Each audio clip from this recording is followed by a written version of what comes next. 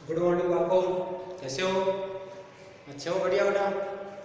देखो बेटा, अपने चौथा लेसन चल रहा था यूरोपीय संघ के बारे में। और यूरोपीय संघ क्या है, कौन कौन से देश इसमें सम्मिलित हैं, इसके बारे में हमने पीछे चर्चा कर ली है। आज जो हमारा चर्चा का विषय है वो है यूरोपीय संघ की विशेषताएं, कि जो यूरोपीय संघ बना है इस संघ की क्या क्या विशेषताएं हैं, ये संघ क्यों महत्वपूर्ण है। तो देखो, ये संघ जो है आपके बहुत सारी विशेषताएं लिए हुए है। लंबे समय तक हालांकि जो है ये आपके आर्थिक सहयोग वाली संस्था रहा, लेकिन ये व्यवस्था जो है बदल करके आगे जो है एक राजनीतिक व्यवस्था का रूप लेती गई। कौन सा रूप लेती गई? राजनीतिक व्यवस्था का रूप लेती गई। तो यूरोपीय संघ की जो विशेषताएं हैं, उन विशेषताओं में यूरोपीय संघ की विशेषताओं को हम निम्नलिखित प्रकार से देख सकते हैं, निम्न प्रकार से समझ सकते हैं। यूरोपीय संघ की विशेषताओं का निम्न आधारों पर उल्लेख कर सकते हैं, है ना। तो आपके जो यूरोपीय संघ की विशेषताएं हैं उसके आगे आपको क्या लिखना है, ये पंक्ति लिखनी है, एक लाइन। क्या? यूरोपीय संघ की विशेषताओं का उल्लेख निम्न प्रकार से किया जा सकता है। यूरोपीय संघ की विशेषताएं निम्नलिखित है, इस रूप में आपको लिखना है। फिर उसके बाद में क्रमवाइज ये व्यवस्था रखनी है आपको लिखने की। आपका कोई भी आप नोट्स बनाते हो तो उसमें आप अपनी इच्छा से बनाते हो, स्वयं के प्रयास से बनाते हो, तो भी उसकी जो लिखने की जो शैली है वो बढ़िया होनी चाहिए, प्रभावित करने वाली होनी चाहिए, प्रभावशाली होनी चाहिए। तो इसी रूप में आपको लिखना है। देखो, पहली विशेषता में बताया मैंने, यूरोपीय संघ जो है आपके एक आर्थिक सहयोग वाली संस्था थी। आपसी में यूरोप के देशों ने आपस में आर्थिक आधार पर सहयोग करने के लिए यूरोपीय संघ का गठन किया था, ये पढ़ा था आपने। लेकिन ये संस्था आगे चल करके किसमें बदल गई? राजनीतिक रूप लेती जा रही है, यानी राजनीतिक व्यवस्था के रूप में बदलती जा रही है। दूसरी इसकी विशेषता यह है कि ये काफी हद तक एक विशाल राष्ट्र राज्य की तरह काम करने लगा है। जैसे एक विशाल राष्ट्र राज्य काम करता है उसी प्रकार काम करने लगा है। कहने का मतलब यूरोपीय संघ जो है एक राष्ट्र राज्य के रूप में उभर करके सामने आ रहा है। और जो यूरोपीय संघ के जो देश है वो एक प्रांत की तरह बनते जा रहे हैं, प्रांत की तरह होते जा रहे हैं। यानी एक यूरोप, जो आपकी यूरोप आदि के जो संघ बना हुआ है यूरोपीय देशों का, ये इन देशों का ये समूह जो संघ है वो एक बड़े राष्ट्र का रूप लेता जा रहा है, एक बड़े राष्ट्र में बदलता जा रहा है। तीसरी इसकी विशेषता है क्या, कि यूरोपीय संघ की, हालांकि इसके जो देश थे वो एक अपना एक संविधान बनाना चाहते थे कि यूरोपीय संघ का एक अलग संविधान होना चाहिए, लेकिन ये प्रयास उनका सफल नहीं हुआ, क्योंकि यूरोपीय संघ के देशों में भी कई ऐसे देश हैं जो क्या करते हैं, इस संघ की कई बातों का विरोध करते हैं। तो ऐसे देशों ने जो है एक संविधान का विरोध किया, तो संविधान तो नहीं बना, लेकिन यूरोपीय संघ का अपना झंडा है। जैसे अपने राष्ट्रीय तिरंगा है, प्रत्येक देश का अपना झंडा होता है, वैसे यूरोपीय संघ का अपना एक झंडा है। जैसे बताया था मैंने, ये विशाल राष्ट्र राज्य का रूप ले रहा है, तो एक विशाल राष्ट्र राज्य का अपना झंडा है। जैसे राष्ट्रीय गान होता है वैसे इनका अपना गान है। स्थापना दिवस के रूप में भी स्थापना दिवस मनाया जाता है। और अपनी मुद्रा है, यूरोपीय संघ की अपनी मुद्रा है। जिस प्रकार प्रत्येक देश की अपनी मुद्रा होती है, वैसे यूरोपीय संघ के देशों की एक ही मुद्रा है, अपनी मुद्रा है। और सी मुद्रा है यूरो, इसकी मुद्रा को क्या कहते हैं? यूरो कहते हैं। यूरोपीय संघ की मुद्रा यूरो है। दूसरी बात, अगला बिंदु आपका, कि यूरोपीय संघ जो है आपके ये अन्य देशों से संबंधों के मामले में काफी जो है हद तक साझी विदेश नीति और सुरक्षा नीति बना ली है इसने। दूसरे देशों के साथ कैसे संबंध रखने हैं, चाहे वो यूरोप महाद्वीप के बचे हुए देश हो, चाहे अमेरिका, अफ्रीका, एशिया, इन देशों में से कोई देश हो, इन देशों के साथ हमारे संबंध कैसे होने चाहिए। आर्थिक आधार पर राजनीतिक संबंध है, आर्थिक संबंध है, ये सब प्रकार के संबंध कैसे होना चाहिए। इन संबंधों के मामले में उसने क्या किया है, एक साझी विदेश नीति अपनाई है, साझी सुरक्षा नीति अपनाई है। कहने का मतलब है दूसरे देशों से यूरोपीय संघ की जो विदेश नीति है वो सारे संघ के सदस्यों की साझी मिली हुई है, एक सी विदेश नीति है, एक सी सुरक्षा नीति बनाई है उन्होंने। इसका मतलब ये हुआ है कि यूरोपीय संघ के अलग अलग देशों की अलग अलग विदेश नीति नहीं है, न ही अलग अलग उनकी सुरक्षा नीति है। तो अन्य देशों से संबंधों के मामले में यूरोपीय संघ ने अपनी जो है एक साझी विदेश नीति और साझी सुरक्षा नीति बना ली है। फिर पांचवी विशेषता क्या है यूरोपीय संघ की? पांचवी विशेषता यह है कि यूरोपीय संघ नए देशों को शामिल करते हुए, कौन? यूरोपीय संघ नए देशों को शामिल करते हुए यूरोपीय संघ ने सहयोग के दायरे में विस्तार की कोशिश की है। अर्थात ये नहीं कि इसमें नए देशों को शामिल करने का तो दायरा है, क्षेत्र है, वो सीमित है, सीमित नहीं है। यूरोपीय संघ का नए देशों को सम्मिलित करने का जो दायरा है वो व्यापक है, विस्तृत है। तो इसने अपने दायरे को, अपने क्षेत्र को बढ़ाने का प्रयास किया है और नए देशों को क्या कर रहा है? अपने संघ में सम्मिलित करने का प्रयास कर रहा है। तो नए देशों को जो है इसने शामिल भी किया है और शामिल करते हुए उन नए देशों का सहयोग करने का जो क्षेत्र है वो क्षेत्र भी बढ़ाया है। पहले आर्थिक क्षेत्र में सहयोग था, अब राजनीतिक क्षेत्र में भी है, सुरक्षा के क्षेत्र में भी है, विदेश नीति के क्षेत्र में भी सहयोग कर रहा है। तो इस प्रकार इसने अपने सहयोग के दायरे को बढ़ाया है, विस्तार किया है। यूरोपीय संघ का आर्थिक, राजनीतिक, कूटनीतिक तथा सैनिक प्रभाव बहुत जबरदस्त है। आर्थिक क्षेत्र में देखो, चाहे सैनिक क्षेत्र में देखो, चाहे आपके कूटनीतिक क्षेत्र में देखो। कूटनीतिक का मतलब होता है दूसरे देशों के साथ संबंध स्थापित करने के लिए जो नीतियां अपनाई जाती है उनको कूटनीति कहते हैं। अगर कोई देश दूसरे देश के साथ अपने संबंध इस प्रकार बनाता है कि दूसरा देश जो कटुता रखता है उस कटुता को भूल जाता है या कटुता को समाप्त करने के लिए बाध्य हो जाता है, तो उसको हम कहते हैं कूटनीति, कि हमारी कूटनीतिक चाल थी, इस वजह से सामने वाला देश है उसने हमारे साथ सहयोग का दायरा बढ़ाया है। तो इसकी जो कूटनीति है वो जो है आपके प्रभावशाली है, जबरदस्त है। दूसरे देश इसकी कूटनीति को के सामने जो है आपके क्या हो जाते हैं? परास्त हो जाते हैं। चीन का उदाहरण है, कई मामलों में जो है यूरोपीय संघ ने चीन के साथ सैन्य शक्ति का उपयोग करने के बजाय जो है बातचीत का रास्ता अपनाया, आर्थिक क्षेत्र में जो है आपके सहयोग का रास्ता अपनाया और चीन को जो है आपके क्या करना पड़ा? यूरोपीय संघ की बात माननी पड़ी, बाध्य होना पड़ा। तो इसने जो है आर्थिक, राजनीतिक, कूटनीतिक और सैनिक प्रभाव को जो है जबरदस्त बनाया है। इसका प्रभाव व्यापक है प्रत्येक क्षेत्र में। यह दुनिया की दूसरी सबसे बड़ी अर्थव्यवस्था है। कौन है? यूरोपीय संघ दुनिया की दूसरी सबसे बड़ी अर्थव्यवस्था है। पहली अर्थव्यवस्था कौन सी है भाई? दुनिया की दूसरी सबसे बड़ी अर्थव्यवस्था यूरोपीय संघ है। तो पहली अर्थव्यवस्था कौन सी है? संयुक्त राज्य अमेरिका। वेरी गुड, अमेरिका है, हाँ ना? संयुक्त राज्य अमेरिका है आपके पहली बड़ी अर्थव्यवस्था। दूसरी अर्थव्यवस्था जो आपकी यूरोपीय संघ आता है। इसके बाद में देखो इसका सकल घरेलू उत्पादन जो है अमेरिका के लगभग बराबर का है। 2016 की बात करें तो 2016 में जो है अमेरिका का घरेलू सकल उत्पादन जो है आपके 17,000 अरब डॉलर से ज्यादा था। कितना था? 17,000 अरब डॉलर से ज्यादा। 17,000 अरब डॉलर, डॉलर अमेरिकी मुद्रा है, इससे भी ज्यादा था, से अधिक था। तो ये अमेरिका जो आपके अमेरिका के बराबर है, इसका सकल घरेलू उत्पादन है। इसकी मुद्रा है यूरो। यूरोपीय संघ की मुद्रा को मैंने भी बताया था, मुद्रा कौन सी है? यूरो है, जो आपके अमेरिकी डॉलर के लिए के प्रभुत्व के लिए खतरा बनी हुई है। दुनिया में वर्तमान में जो है दुनिया में अमेरिकी डॉलर का प्रभुत्व है और दुनिया की जो मुद्रा है उसकी गणना अमेरिकी डॉलर के आधार पर की जाती है कि मुद्रा का मूल्य कितना है। तो दूसरे देशों की मुद्रा का मूल्य जो है अमेरिकी डॉलर के आधार पर आंका जाता है। इस डॉलर को जो है प्रभुत्व के लिए खतरा बना हुआ है, प्रभुत्व को टक्कर दे रहा है कौन? यूरो।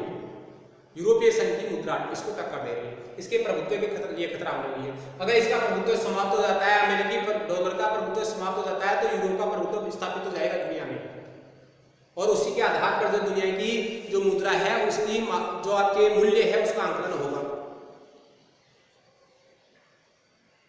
देखो आपके साथ साथ में नए सदस्य हैं, मुख्य रूप से जो आपके सोवियत खेमे के जो देश थे वो नए सदस्य बने थे। मैंने आपको नक्शे में बताया था, जब चार्ट समझाया मैंने आपको मानचित्र, तब आपको बताया था कि जो आपके नए सदस्य देश है उधर वाले पुराने सदस्य देश थे आपके पश्चिमी यूरोप की।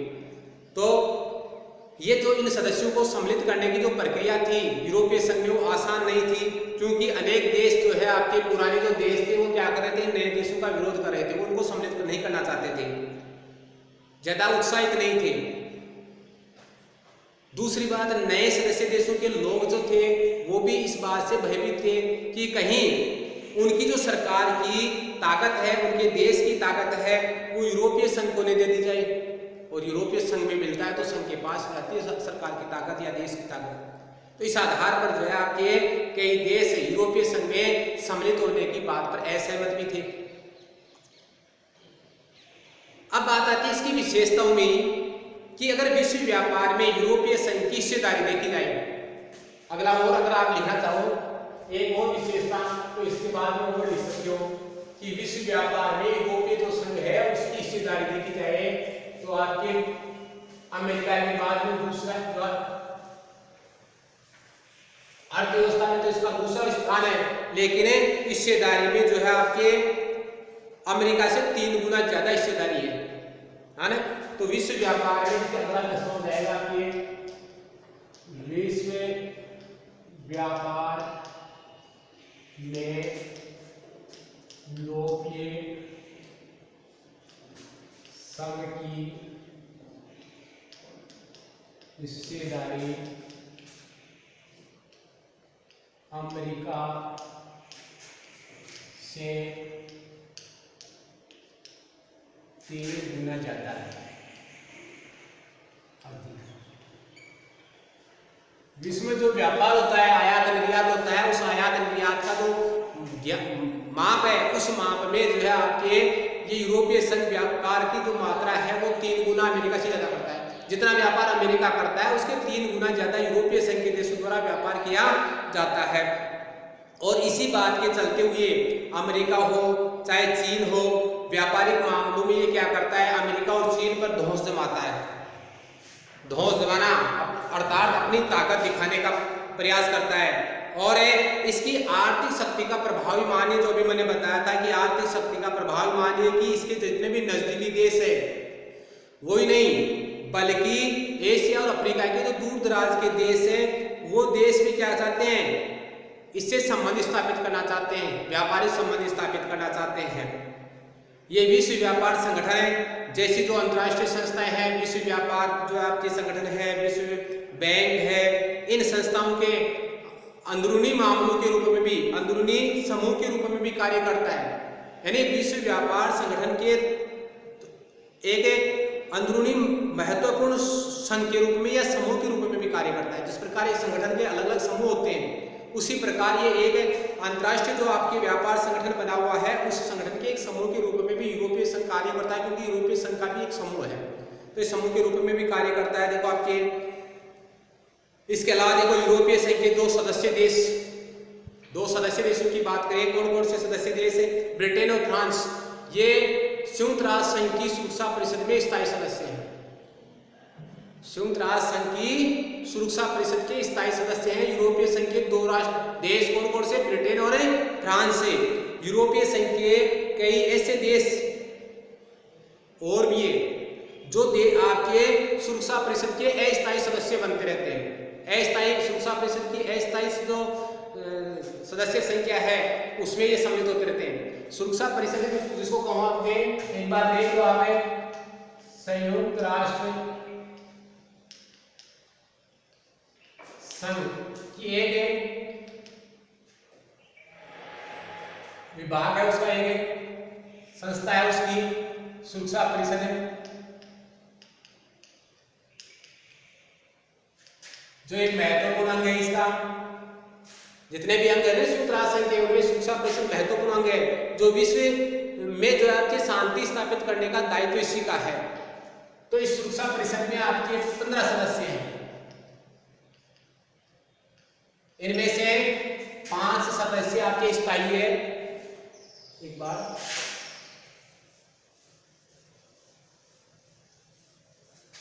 5 स्थायी सदस्य हैं, 5 स्थायी हैं, ये हमेशा बने रहते हैं, और 10 अस्थायी हैं, ये सदस्य बदलते रहते हैं। और ये सदस्य बने रहते हैं स्थायी, कि व्यक्ति जो है आपके जरूरी है कि व्यक्ति बनाए रहे, व्यक्ति नहीं, देश है आपके 5 स्थायी देश हो गए। एक तरह से ये 5 स्थायी सदस्य देश हो गए, इनके सदस्य जो आपके हमेशा सुरक्षा परिषद में बने रहते हैं। इन्हीं को वीटो का अधिकार भी है, वीटो का मतलब हो गया निषेध, निषेध का अधिकार, मना करने का, मैं मना करता हूं।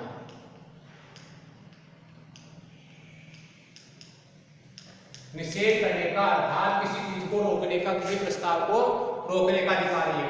5 जो स्थायी सदस्य हैं उनमें आपके अमेरिका, रूस, ब्रिटेन, फ्रांस और चीन है। ये अस्थायी सदस्य हैं, ये बदलते रहते हैं, ये बदलते रहते तो आपके ही ना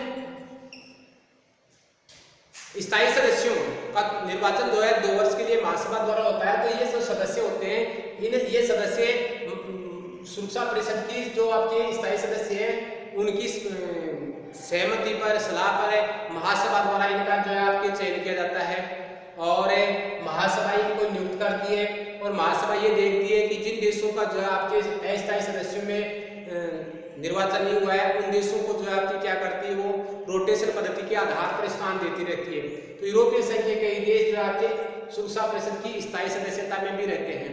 तो 2 देश यहाँ पर आपके यूरोपीय संघ के ही, रूस और ये ब्रिटेन और फ्रांस और अस्थायी सदस्यों में भी जो है इनका निर्वाचन, इसके जो यूरोपीय संघ के देश हैं उनका निर्वाचन होता रहता है। इसके अलावा देखो आपके विश्व व्यापार की बात करें तो विश्व व्यापार बताया गया मैंने। इसके अलावा ये चल रहा था आपके सुरक्षा परिषद में स्थायी सदस्यों की बात है। तो इसके चलते, किसके चलते, स्थायी सदस्य और अस्थायी सदस्यों के चलते जो है आपकी यूरोपीय संघ अमेरिका समेत सभी मुल्कों की नीतियों को प्रभावित करता है।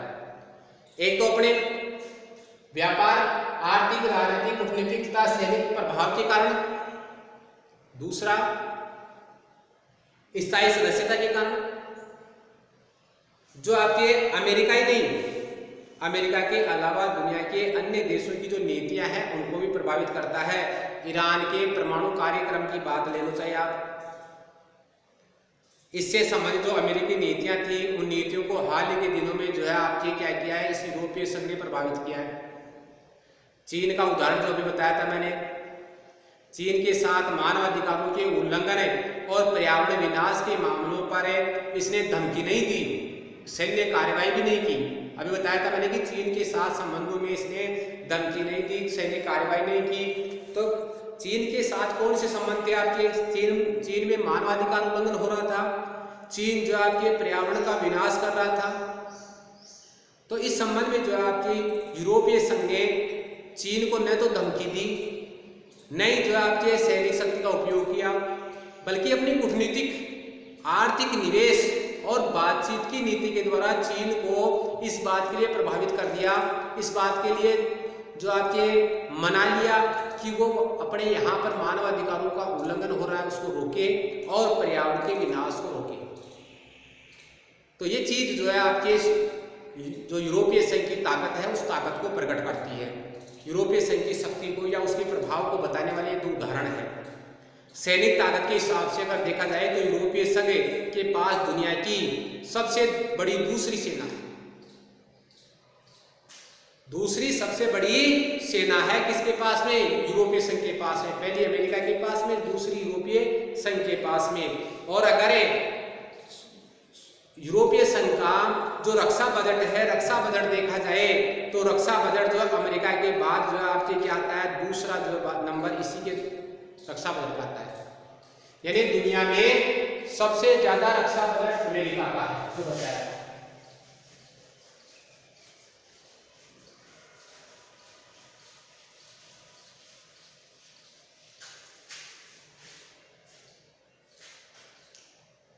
विश्व का सबसे अधिक रक्षा बजट यानी सेना खर्चा अमेरिका का है, जो आप पढ़ चुके हैं। और इसके बाद दूसरा नंबर है आपके, ये आपकी यूरोपीय संघ का।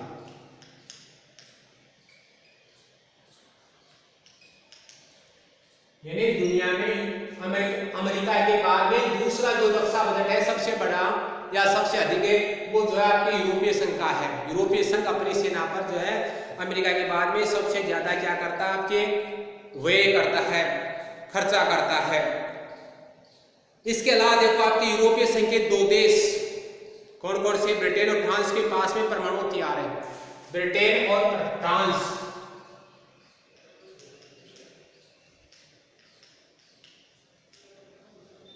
ये ब्रिटेन और फ्रांस के पास है।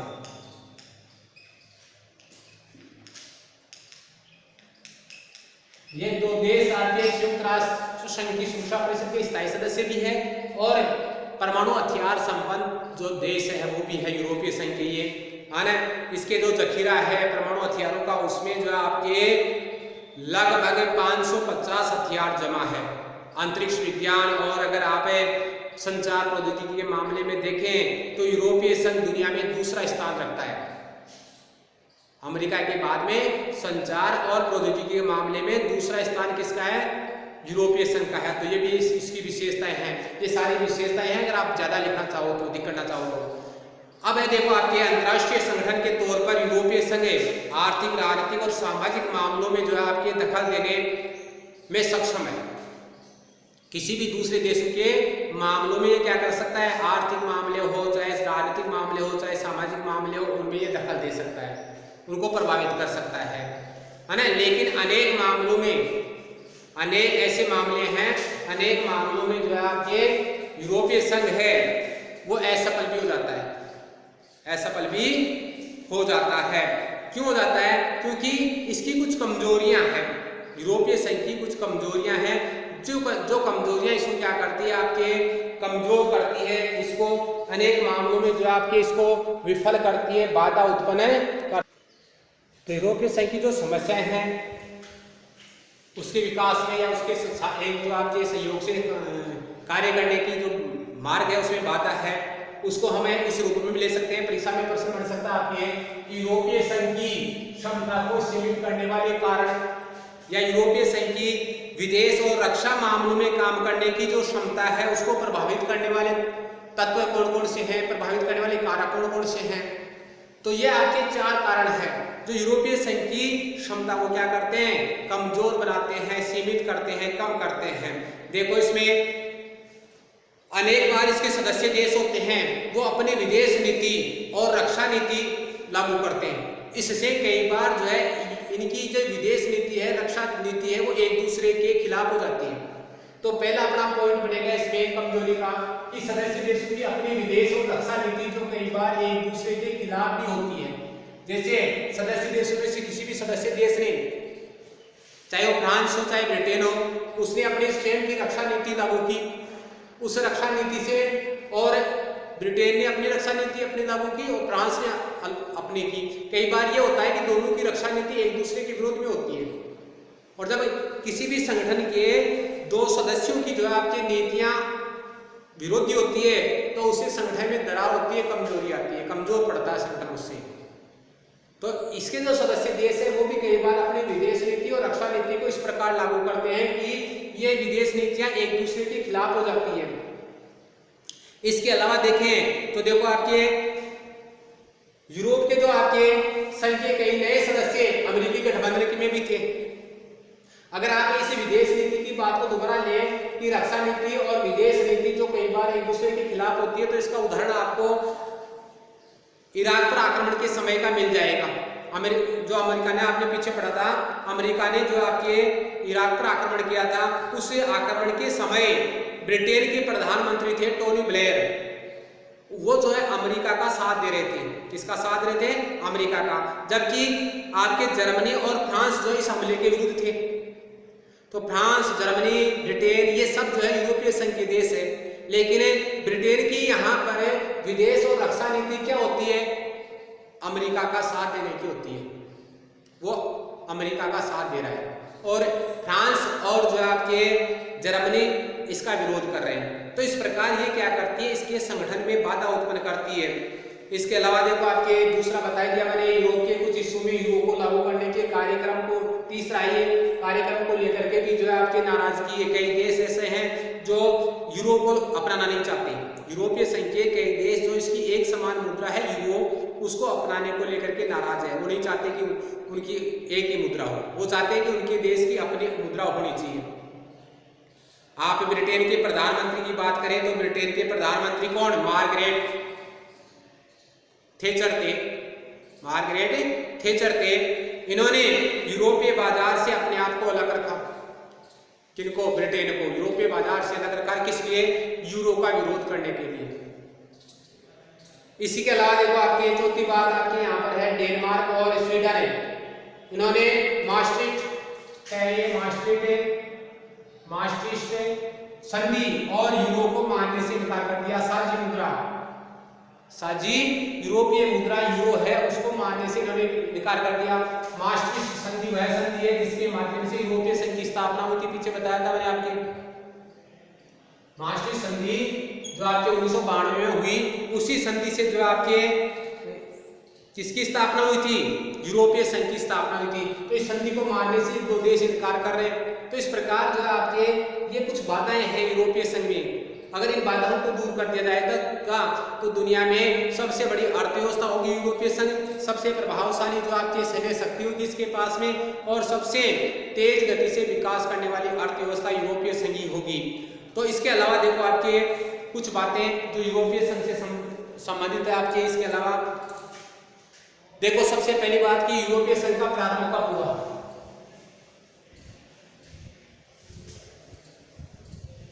यूरोपीय जो संघ है उसकी जो शुरुआत है, हालांकि कुछ मोटे तौर पर मैंने पीछे बता दी पिछले के लेक्चर में, लेकिन इसको एक बार और देख लीजिए। 1951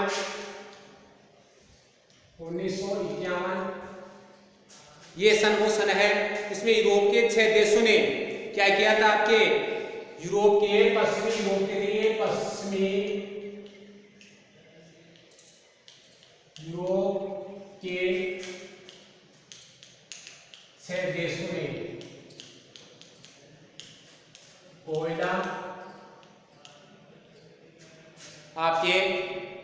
कोयला और इस्पात समुदाय का गठन किया था। कोयला और इस्पात समुदाय का गठन किया था इन 6 देशों ने। छह देश कौन कौन से थे आपके? 6 देश थे आपके फ्रांस, पश्चिमी जर्मनी, इटली, बेल्जियम और नीदरलैंड, और नीदरलैंड के अलावा जो आपके लग्जमबर्ग। इन 6 देशों ने मिलकर के यूरोपीय कोयला और इस्पात समुदाय का गठन किया था। तो यहाँ पर जो आपके एक समुदाय समूह 6 देशों के समूह का प्रारंभ हुआ। उसके बाद में जो है आपके 1957 में आगे चल करके 1957 में क्या घटना घटी? 1957 में देखो आपके यूरोपीय आर्थिक समुदाय बताया था आपका यूरोपीय आर्थिक समुदाय, और दूसरा जो आपके कौन सा था? यूरोपीय आर्थिक समुदाय के अलावा यूरोपीय एटमी ऊर्जा समुदाय, यूरोपीय एटमी ऊर्जा समुदाय, इनका गठन हुआ कब? 1957 में। उसके बाद में देखो आपके 1979 में यूरोपीय संसद के लिए प्रथम चुनाव हुए। हालांकि ये संसद जो आपकी नहीं गठित हो पाई, ये संसद का कार्यक्रम था वो विफल हो गया। अभी तक जो आपके यूरोप की एक संसद, यूरोपीय संघ की कोई एक संसद नहीं बन पाई है। लेकिन इसके लिए जो आपके पहली बार जो ये चुनाव हुए थे, माने चुनाव प्रत्यक्ष रूप से हुए थे। इसके बाद में देखो आपके 1990 की घटना क्या थी? 1990 में जर्मनी का एकीकरण हो गया था। 1990 जर्मनी का एकीकरण, और 1992 में जो आपके 1992 में अभी बताया था मास्ट्रिस्ट संधि हुई, जिसके माध्यम से यूरोपीय संघ का निर्माण हुआ, संघ बना। ये जो आपके ऐतिहासिक घटनाएं थी। और इनके अलावा देखो आपके अगर आगे देखना चाहो तो एकीकृत बाजार का गठन 1993 में हुआ। 1993 में यूरोपीय संघ का एकीकृत बाजार गठित हुआ।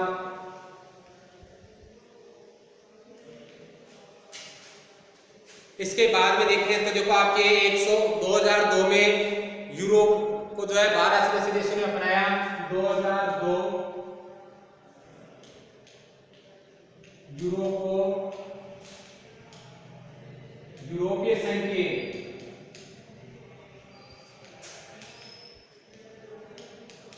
12 देशों ने अपनाया।